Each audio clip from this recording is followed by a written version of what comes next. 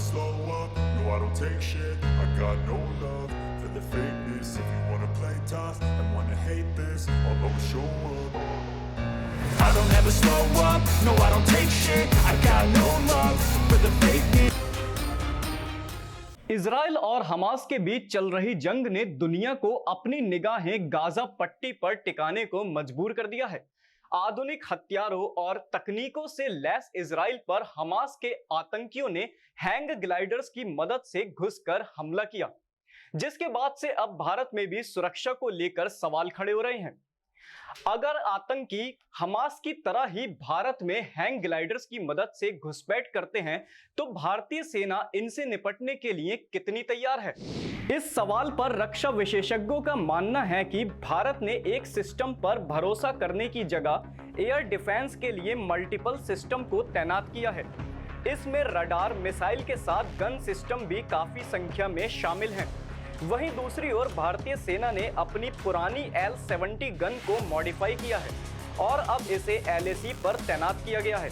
रक्षा जानकार बताते हैं कि इस गन में जो कमियां थी उसे दूर कर नए कंपोनेंट जोड़े गए हैं और लेटेस्ट तकनीकों से इसे लैस किया गया है। इस गन की खासियत ये है कि ये कम ऊंचाई पर उड़ने वाले ड्रोन और ग्लाइडर्स पर सटीक निशाना लगा सकती है। इसकी रेंज 35 किलोमीटर से भी ज्यादा है। इसमें हाई रेजोल्यूशन सेंसर्स लगे हैं जिससे ये दिन और रात काम कर सकती है। अब सवाल ये उठता है कि आखिर ऐसे हमलों से निपटने के लिए सेना को किस तरह की तैयारियों की जरूरत होती है। भारतीय सेना के पास एयर डिफेंस के लिए मिसाइल हैं तो साथ में कम रेंज वाली गन भी हैं जो ग्लाइडर्स जैसे ऑब्जेक्ट को गिराने में कारगर हैं।